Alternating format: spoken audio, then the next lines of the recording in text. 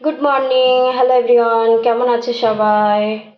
And আজকের আমি মুখ দিয়ে না দেখিয়ে এই ভিডিও বানাচ্ছি, কারণ আমার আজকে মুখে হোম রেমেডি লাগিয়েছি, তো সেজন্য মুখটাকে দেখাতে পারছি না। তো ভাবলাম আজকে রান্নার ভিডিও নিয়ে চলে আসি। হাতে 10 মিনিট টাইম আছে, তো রান্নার ভিডিওটা তোমাদের সাথে শেয়ার করি। তো চলো, কী কী দেবো আজকের, কী রান্না করবো আজকের। এটা আমরা পাতা মাছ বলি, তোমরা কি বলো আমি জানি না। রাতে ভেজে রেখেছিলাম, তো সেটা দিয়ে তরকারি বানাবো। সীতাপাটি মাছ বলে, তো তোমরা কি কি বলো আমাকে প্লিজ একটু কমেন্টে জানাবে। অ্যান্ড আজকে দেবো এর সঙ্গে কি কি দেবো, দেখো কালো জিরে আছে, শুকনো লঙ্কা 2 পিস দিয়েছি, কারণ এখনকার কাঁচা লঙ্কা একদমই ঝাল নেই, তাই জন্য 3-4টে কুচে দিয়েছি, তবুও মনে হচ্ছে না না হবে না, তাই জন্য শুকনো লঙ্কাটা দিয়ে দিলাম। তো তার সঙ্গে এর সঙ্গে আছে পেঁয়াজ, আর ঝাল ঝাল একটু তরকারি না হলে আমার ভালো লাগে না, মিষ্টি তরকারি আমার পছন্দ না। তো পেঁয়াজ দিয়েছি, আর আর ছিল এটা আদা। আদা রসুন সেরকম ছিল না বাড়িতে, তো সেজন্য আদাগুলোকে একটু কুচি কুচি কুচি কুচি করে দিয়েছি। আবার দেখো শিলনোড়া আমার বাড়িতে নেই, তাই এটা দিয়েই কুচেছি, তাই জন্য এরকম বড় বড় আছে। তো এর সঙ্গে আদা দিয়েছি, আলু আছে, আর 2 পিস কচু ছিল সেটাও দিয়ে দিয়েছি ওর সঙ্গে, আর লঙ্কা কুচি, টমেটো, আর কিছুই না, আর মাছের ঝোল, আর আমার রেমেডি তো আছেই।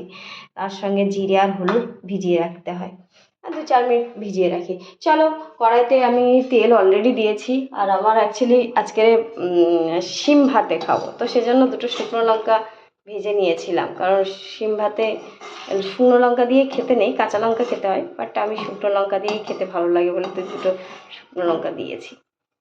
অটোমেটিক আমি শুকনো লঙ্কা মানে খাওয়া হয় না অতটা, আমার শরীর খারাপ লাগে শুকনো লঙ্কা খেলে।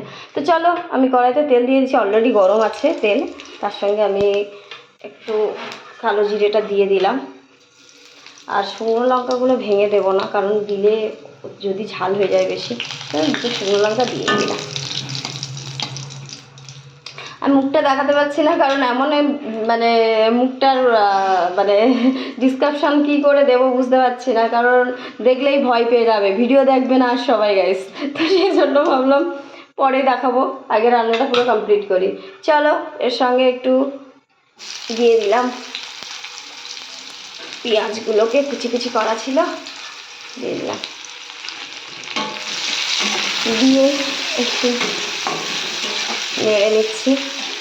গাইস, আমি অতটা ভালো কুকিং জানি না, যতটা জানি সেটাই শেয়ার করি, আর আমি যেটাই রান্না করি এভরিডে খাওয়া দাওয়া করি সেটাই, যদি হাতে 10-15 মিনিট টাইম থাকে তো সেই জন্য রান্নার ভিডিওটাকে একটু বানিয়ে নিই, কারণ আমার সবসময় হয় না, রান্নার ভিডিও দিতে পারি না, তো আর কি করা যাবে,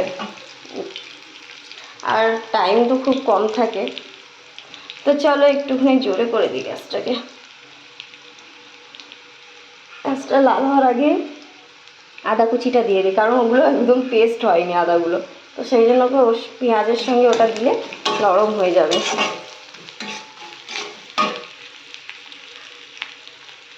চলো গাইস, তো গাইস দেখো পেঁয়াজগুলো লাল লাল হয়ে গেছে। আজকে একটু অন্য স্বাদে রান্না করব।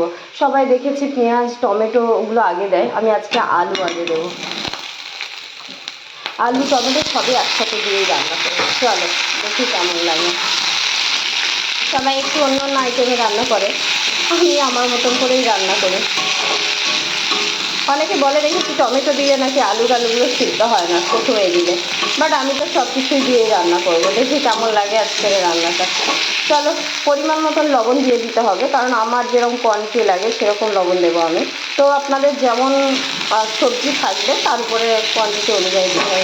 প্রথমে ভেবেছিলাম মাছের ঝোল করব, তারপরে দেখলাম মাছের ঝোল করবো শুধু, তার সাথে আলু কিছুটা দিয়ে দিই। তো চলো পরিমাণ মতো লবণ দিয়ে দিই, লবণটা দিয়ে দিলাম,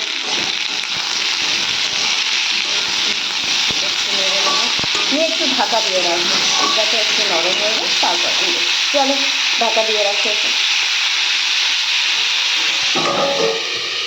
তো চলো গাইস, ঢাকাটা ওপেন করে দিই, দেখি কেমন অবস্থা।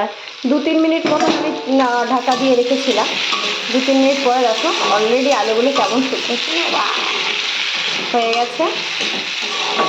এবার আমার এর মধ্যে এই হলুদ আর জিরের জলটাকে আমি দিয়ে দেব। আমার অলরেডি গ্যাসটা না স্টিম করা আছে, একটু বাড়িয়ে দেবো, স্টিম করেই তোমরা ঢাকা দিয়ে রাখবে, কারণ না হলে পুড়ে যাবে মশলাগুলো, বাজে লাগবে খেতে। তো দেখো আমি আমার রেমেডিটাকে দিয়ে দিলাম, দিয়ে এবার একটু নেড়ে ঢাকা দিয়ে রাখবো।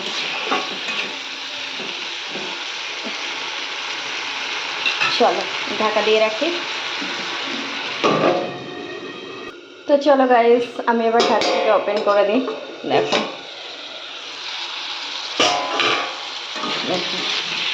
কালারটা কত সুন্দর এসে গেছে, দেখেছ? এটাই হচ্ছে কাজ। জিরে আর তোমার একটা ফ্লেভার, কত সুন্দর ফ্লেভার আসছে, বোঝানো যাবে না। একদম ওয়াও, যাকে বলে ওয়াও, কী বলো বলো। তোমরা বাড়িতে প্লিজ, আমার দেখো ক্যামেরার কোয়ালিটি অতটা ভালো না, আর এখানে লাইটের ফোকাস পায় না, অন্ধকার, তো সেজন্য হয়তো বোঝাতে পারছি না, ঠিকঠাক দেখাতেও পারছি না। বেশ তোমরা প্লিজ এরকম করে একবার বাড়িতে বানাবে, আমি বলছি 100% তোমাদের ভালো রেজাল্ট। আর দেখো আলুগুলো না নরম হয়ে গেছে, ভেঙেই যাচ্ছে। কচুগুলো তো নরম থাকবেই, হ্যাঁ ওগুলো তো নরম হয়ে যাবে, ভাঙ না, গোটাই থাক। আর দেখো একটা সুন্দর স্মেল এসছে গাইস। তো চলো এর মধ্যে এবার আমি জলটাকে দিয়ে দেবো, অ্যাড করে দেবো পরিমাণ মতন, দিয়ে মাছটা দিয়ে ঢাকা দিয়ে দেবো। চলো তো গাইস দেখো এবার আমি জলটা দিয়ে দিই। অলরেডি মশলাটা কষানো কষানো হয়ে গেছে। সুন্দর একটা কালার, আর জিরে টিরে দিয়েছি তো এত সুন্দর একটা সেন্ট আসছে গাইস, কি বলবো। আমার কাছে ভাজা মাছগুলো যেগুলো ছিল ওর মধ্যেই দিয়ে দেবো।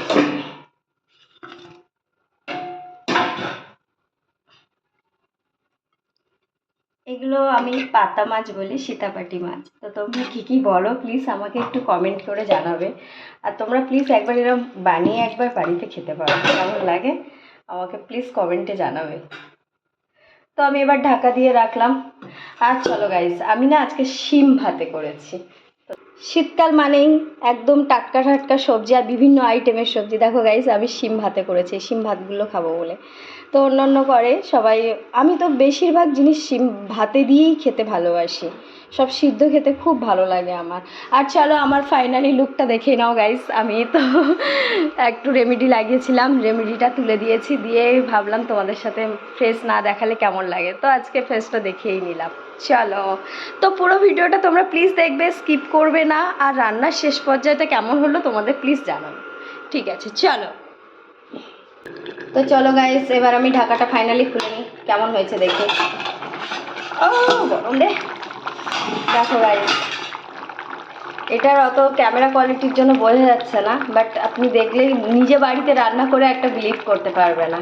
আর লবণের কথা বলি, কারণ আমি যখন 2013 সালে রান্না করতাম তখন লবণ হয় মেবি বেশি হয়ে যেত, না হলে কম হয়ে যেত।